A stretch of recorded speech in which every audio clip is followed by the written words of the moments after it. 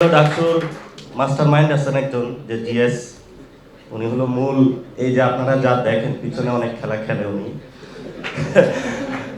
আমাদের সাদিক কায়েম আছেন, আপনি নতুন বিবাহ করেছেন, আপনার জন্য শুভকামনা। তারপরে ইনকিলাব মঞ্চের জাবের আছেন, যিনি উসমান হাদি ভাইয়ের যে আজাদির লড়াই খুবই ধীরস্থিরভাবে বুদ্ধি দিয়ে ছাত্রদলের মতন মারামারি করে না, খুব সুন্দরভাবে হলো এগিয়ে দিচ্ছেন। এখানে শফিক ভাই আছেন, যিনি তো তরুণ বয়স থেকে লড়াই করে যাচ্ছেন। এখানে শফিক ভাই আছেন, আপনার দেখলে আমার ডন ডন লাগে। উনি যেভাবে এখান থেকে আসতেছিল মনে হচ্ছে ওনারে হাঁটা দিলে শেখ হাসিনার বাংলাদেশে আসবে না।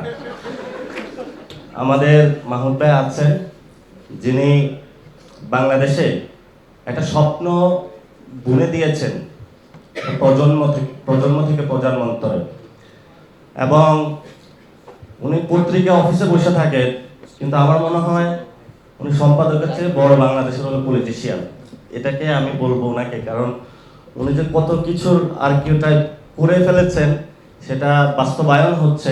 এখন হলো ভাইয়ার আমরা জগতে আছি, এই ভাইয়ার জগতে যে অবস্থায় 180 দিনে, ভাইয়া 180 দিন পূর্বে কি অবস্থায় ছিলেন, 180 দিনে কি অবস্থা হয়েছে আমি আপনাদের একটা এক্সাম্পল দিয়ে দেখাবো। এটা হলো ভাইয়ার একটা প্ল্যান। ভাইয়া হলো এভাবে ফুলে ফুফে হলে বাংলাদেশে আসছে।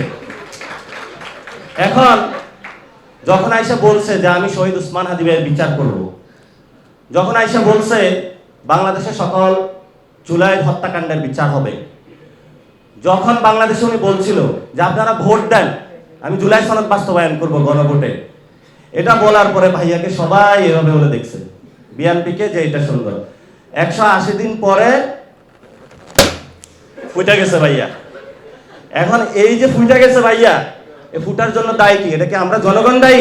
এই যে জ্বালানি মন্ত্রী, উনি বলে যে লোডশেডিং এর তারের দূরত্বের কারণে লোডশেডিং হয়। এই জনগণের জন্য 1 নম্বর দায়ী হলো সালাউদ্দিন।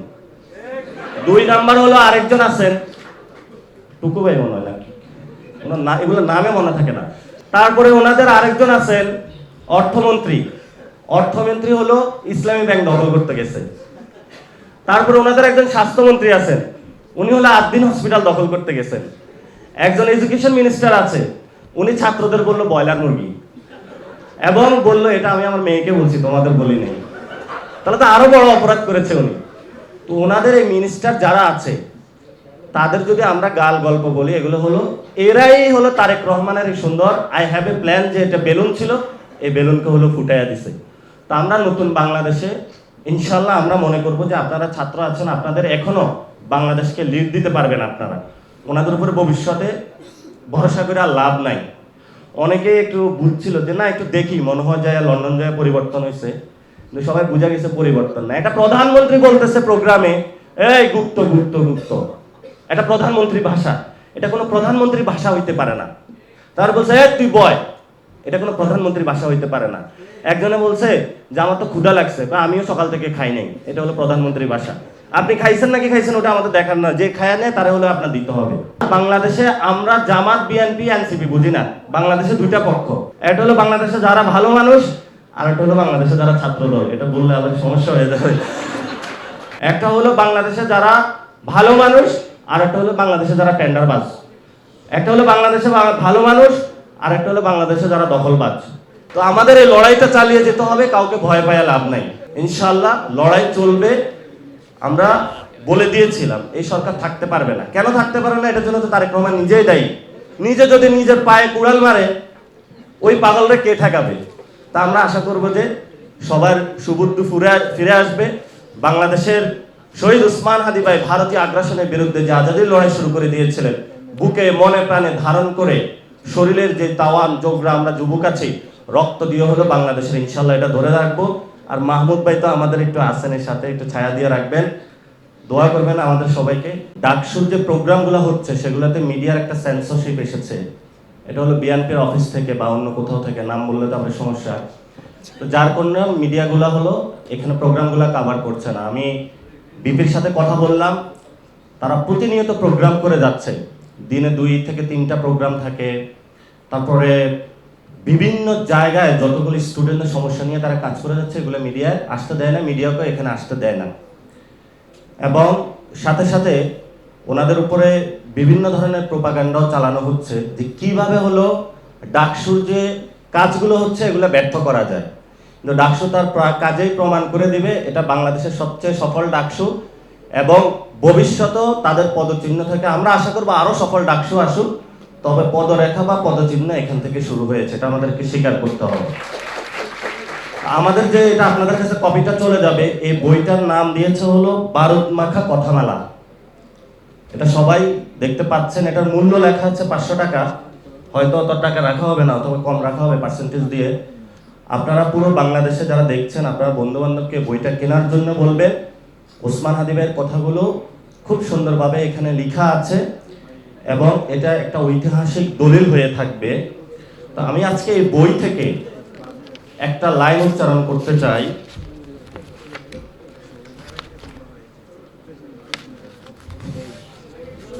শহীদ ওসমান হাদি ভাইকে প্রশ্ন করা হয়েছিল, আপনি কি ভারতকে ঘৃণা করেন?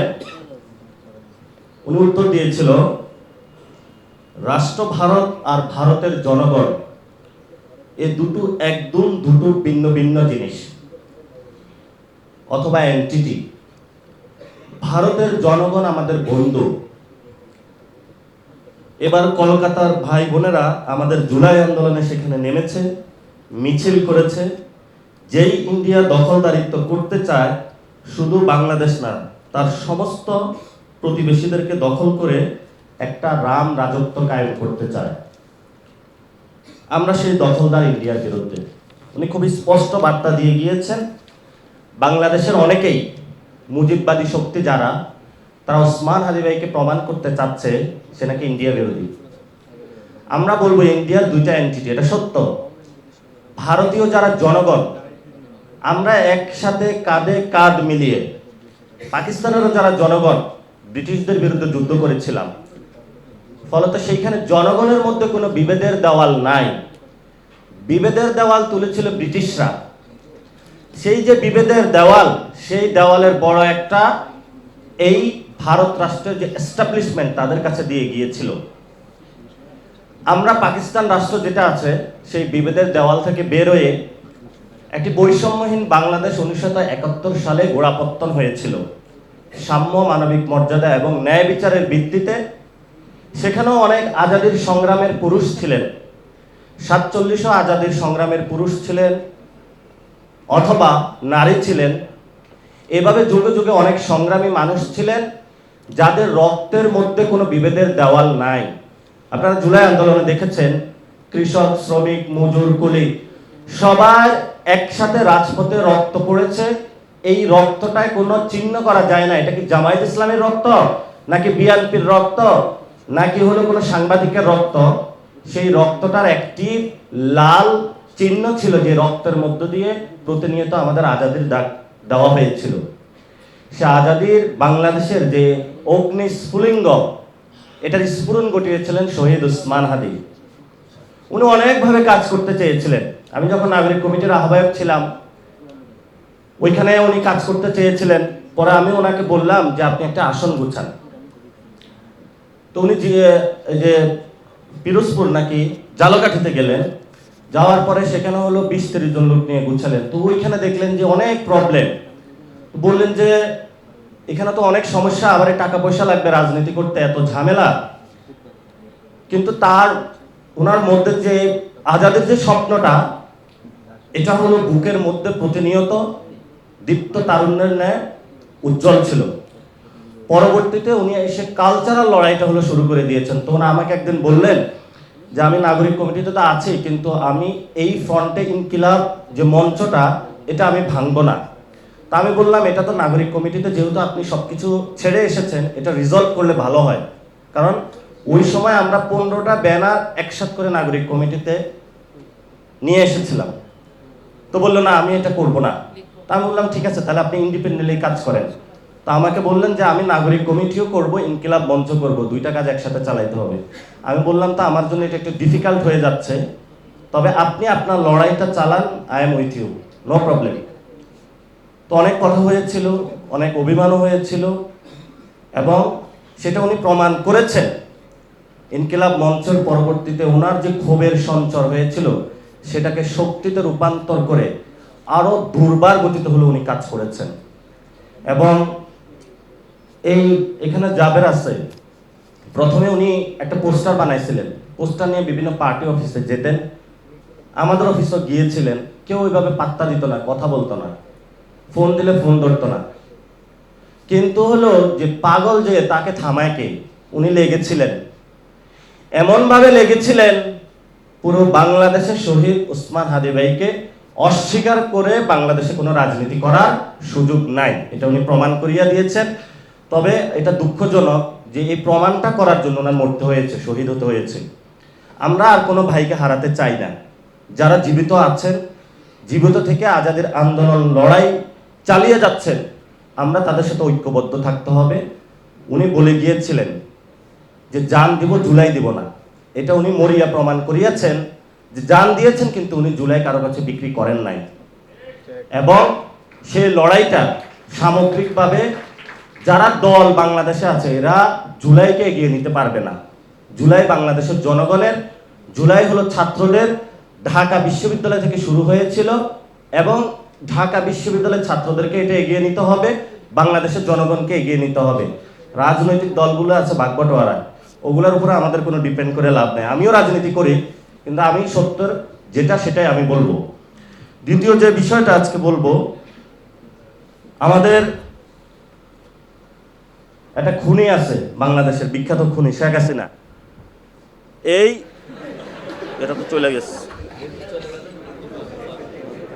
হ্যালো, হ্যাঁ আচ্ছা আচ্ছা।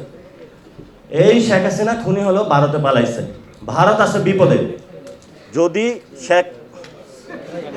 শেখ হাসিনা বললে চলে যায়, এটা বুঝে হ্যালো, যদি শেখ হাসিনা কে ভারত রাষ্ট্র অন্য কোনো দেশের কাছে সমর্পণ করে, তাহলে প্রতিবেশী রাষ্ট্রের কাছে একটা বার্তা যাবে, ভারত যেগুলাকে হলো গেটুপুত্র বিভিন্ন সময় টাকা পাঠিয়ে বিভিন্ন মুজিববাদী বয়ান দিয়ে তৈরি করে যেই ধরনের গেটুপুত্র গাদ্দার বাংলাদেশে বানাইছে, এদেরকে যদি সিস্টেমেটিক ওয়েতে না রাখতে পারে, তখন অন্যান্য দেশের ওরা ভয় পাবে যে আমি ভারতের দালালি করলে, শেখ হাসিনার মতন যখন ভারতে পালাবো, তখন একটা পর্যায়ে আমাকে ভারত থেকে তারা বের করে দেবে। এই কারণে ভারত রাষ্ট্রের অনেক বন্ধুর সাথে কথা হয়েছে, এটা নিয়ে হলো ভারত সরকারও বিপদে আছে। যদি শেখ হাসিনাকে বের করে, তাহলে প্রতিবেশী রাষ্ট্রের কাছে একটা বার্তা যাবে যে যদি শেখ হাসিনাকে বের করা হয়, তাহলে ভবিষ্যতে কাউকে এখানে আশ্রয় দেওয়া হবে না। আবার যদি তারা রাখে, সেখানেও বাংলাদেশের জনগণ বলে দিয়েছে ন্যায্য সমতার ভিত্তিতে বাংলাদেশের পানি সমস্যা সমাধান, আবরার ফাহাদ যেই জন্য লড়াই করেছিলেন, বাংলাদেশের সীমান্ত সমস্যা সমাধান, পুশিন চলবে না, বাণিজ্যিক যে ব্যবস্থার ভারসাম্য, দাদাগিরি নয়, ন্যায্যতা, বন্ধুত্ব এবং সম্মানজনক একটা অবস্থানে যদি তারা আসে এবং শেখ হাসিনা যদি একটা ব্যবস্থা করতে তারা পারে, তাহলে বাংলাদেশ হলো ভারতের সাথে কথা বলতে আগ্রহী। এটা বাংলাদেশ থেকে ক্লিয়ার করা হয়েছে। এখন বাংলাদেশের সমস্যা হচ্ছে, ক্লিয়ার যারা করেছে, বিএনপির মধ্যে আবার দুইটা গ্রুপ হয়ে গেছে। একটা গ্রুপ হলো না, তলে তলে হলো শেখ হাসিনা ওই পথের ছাড়া যাবে না। যদি আবার হুট করে শেখ হাসিনা কোনোভাবে চলে আসে, তাহলে আবার বিএনপি বলবে আমরা তো শেখ হাসিনার সাথেও ছিলাম। তো আমরা যারা দেশপ্রেমিক, বিএনপির একটা অংশ আছে, আমরা তাদেরকে বলবো শক্ত করে হালটা ধরে রাখুন। বিএনপির যারা তৃণমূলের নেতাকর্মী, তারা জিয়াউর রহমান, বেগম খালেদা জিয়াকে ভালোবেসে এসেছিল।